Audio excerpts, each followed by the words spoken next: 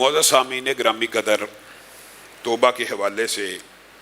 ایک بات آپ کے سامنے یہ رکھی تھی کہ نبی کریم صلی اللہ علیہ وسلم نے ارشاد فرمایا ان اللہ لا يقبل توبۃ العبد ما لم یغرغر۔ توبہ اس وقت تک قبول ہوتی ہے جب تک روح اور جسم کا تعلق قائم رہتا ہے۔ اسی وجہ سے بعض روایات توبہ کے فضائل کے اعتبار سے یہ بھی ملتی ہیں کہ جبریل امین جیسا جلیل القدر پیغمبر اور رسول جب فرعون ایمان لے کے توبہ کی طرف جانے لگا تو ان کے منہ میں مٹی ڈالنے لگے کہ توبہ ایک ایسی چیز ہے جو تو اللہ ہر ایک کی سن لیتا ہے، تو کہیں اس کی بھی نہ سنی جائے، اور اتنا بڑا ظالم ہے، اتنا بڑا خبیث انسان ہے، تو اللہ رب العزت نے وہاں پہ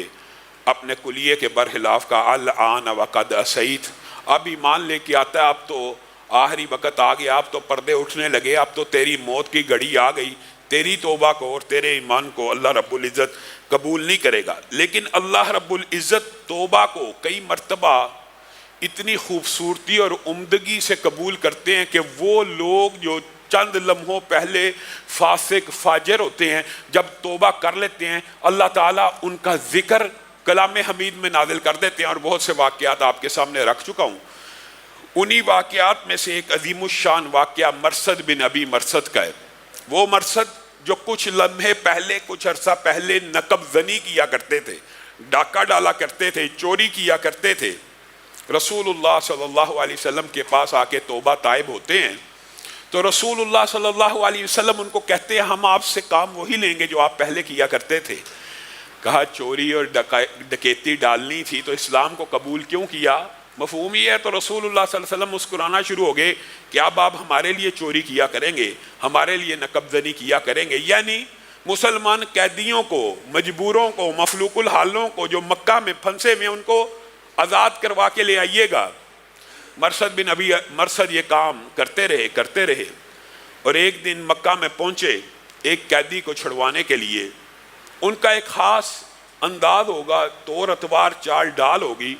ان کی چال ڈال کو پہچانا ایک عورت نے اناک نامی، اور کہنے لگی مرثد میں نے تجھے پہچان لیا، آ جا شب بسری کریں جیسے پہلے کیا کرتے تھے۔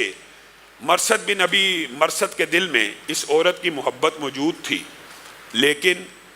انہوں نے اس آزمائش کے لمحے میں، میرے بھائیو یہ وہ مطلوب ہے شریعت کے اندر کہ انسان کا دل کسی گناہ کی طرف مائل ہو، لیکن وہ کیفیت پیدا ہو جائے کہ جس طرح یوسف نے کہہ دیا، جس طرح حدیث میں آتا ہے کہ 7 قیامت کے دن جن کو عرش کا سایہ ملنا، ان میں سے ایک وہ بھی ہوگا کہ جس کو حسب اور نسب خوبصورت حسین جمیل عورت دعوت گناہ دے گی، اور وہ کیا کہے گا؟ میں اللہ سے ڈرتا ہوں۔ تو مرثد بن ابی مرثد کو جب یہ دعوت گناہ ملی، کہنے لگے اناک بات یہ ہے، یہ ہاتھ ایک ایسے نبی کے ہاتھ میں دے آیا ہوں اور توبہ تائب ہو گیا ہوں جس نے مجھ سے یہ بیعت لی ہے کہ اس دین کے اندر نہ زنا ہو سکتا ہے، نہ غیر محرم عورت کو چھوا جا سکتا ہے۔ علی بتہ ابھی یہ بات کر رہے ہیں، انہوں نے کہا کہ میں شور مچا دوں گی تو پکڑا جائے گا، اور اس نے شور مچا دیا، اور مرثد بھی، یہ لمبا چوڑا واقعہ ہے، مرثد بن ابی مرثد بھاگ گئے، حتیٰ کہ ان کے تعاقب میں 8 سوار آئے، لیکن اللہ رب العزت نے ان کو محفوظ و مامون رکھا، وہ چھپ گئے اور اللہ رب العزت نے ان کو بچا لیا۔ یہ واپس مدینہ پہنچے۔ یہ وہ جو کچھ عرصہ پہلے ڈاکو تھے، معاذ اللہ، توہین مقصود نہیں ہے، نقب زنی کیا کرتے تھے، رسول اللہ کی بارگاہ میں پیش ہو کے کہنے لگے اللہ کے رسول مجھے محبت ہے ایک عورت سے۔ کس سے؟ اناک سے۔ اے اللہ کے رسول میں اس سے شادی کرنا چاہتا ہوں، میں اس سے نکاح کرنا چاہتا ہوں، پہلے گناہ کیا کرتا تھا، آپ کی شریعت نے منع کر دیا، یہ سارا واقعہ ہو گیا، ہاتھ تک نہیں لگایا، نظر اٹھا کے نہیں دیکھی، میں اس سے شادی کرنا چاہتا ہوں۔ رسول اللہ صلی اللہ علیہ وسلم خاموش ہوئے۔ کچھ عرصے کے بعد، کچھ وقت کے بعد اللہ نے آسمان سے آیتیں نازل کرنا شروع کر دی، الزانی لا ینکح الا زانیہ۔ بتائیے یہ مرثد بن ابی مرثد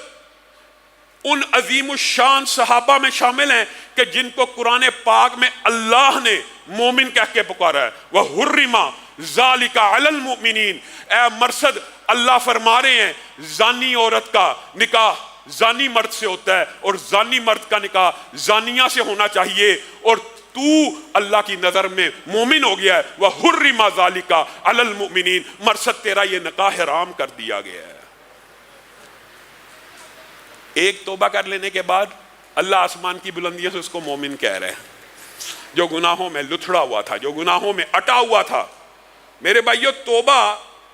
انسان کے صرف گناہوں کو معاف نہیں کرتی، درجات کو بھی بڑھاتی ہے۔ ایک لمحے پہلے گناہگار، ایک لمحے کے بعد ولی اللہ، ایک لمحے کے بعد مومن۔ ابلیس نے جب اللہ سے مکالمہ کیا تھا کہ تیری عزت کی قسم میں تیرے بندوں کو گمراہ کرتا رہوں گا، تو اللہ تعالیٰ نے جواب میں یہی بات تو کی تھی، تو میرے بندوں کو گمراہ کرتا رہے۔ اگر ان کے اندر جواب دہی کا احساس پیدا ہو گیا، وہ جو حدیث آپ کے سامنے جمعے میں رکھی تھی، اذنب عبدی ذنبا فعلم ان له ربا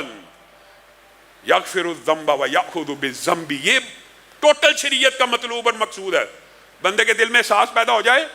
گناہ تو کر لیا ہے، لیکن ایک معاف کرنے والا ہے اور ایک اس گناہ کی گرفت کرنے والا ہے۔ تو اللہ نے ابلیس کو بھی یہی کہا تھا نا، پھر وہ گناہ کرتا ہی رہیں گے اور توبہ کر لیں گے تو میں بھی ان کے گناہوں کو معاف کرتا رہوں گا۔ جا، تجھے کھلی چھٹی ہے، تو میرے بندوں کو بہکا ورگلا۔ حضرت عمر بھی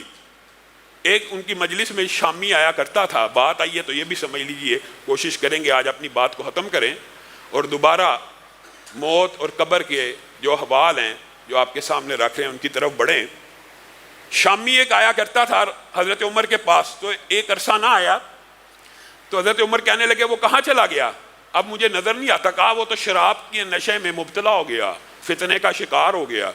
تو حضرت عمر کے دل کو چوٹ پہنچی، ابھی قرون اولیٰ کا دور ہے،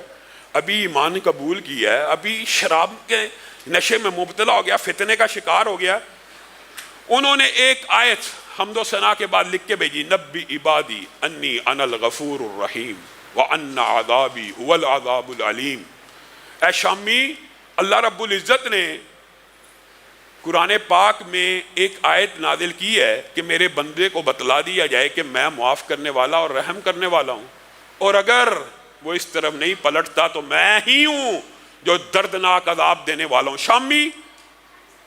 پڑھتا جا رہا ہے، روتا جا رہا ہے، پڑھتا جا رہا ہے، روتا جا رہا ہے، اور اسی وقت توبہ کرتا ہے اور حضرت عمر کی بارگاہ میں آتا ہے اور کہتا ہے آج کے بعد کبھی دوبارہ شراب کو ہاتھ نہ لگاؤں گا۔ حضرت عمر ہوش ہو جاتے ہیں اور کہتے ہیں میرے ساتھیوں، کسی کے گناہوں کی اگر اصلاح کرنی ہو تو ایسے کرنی ہے، اس کا طریقہ کار یہ ہے، اس کے اوپر لانتے ڈالنا اور ملامتیں ڈالنا نہیں شروع کر دینی۔ اس کے لیے ایک تو اللہ سے دعا کرنی، اللہ اس کی اصلاح کر دے اور اس کو اللہ تعالیٰ توبہ کی توفیق دے۔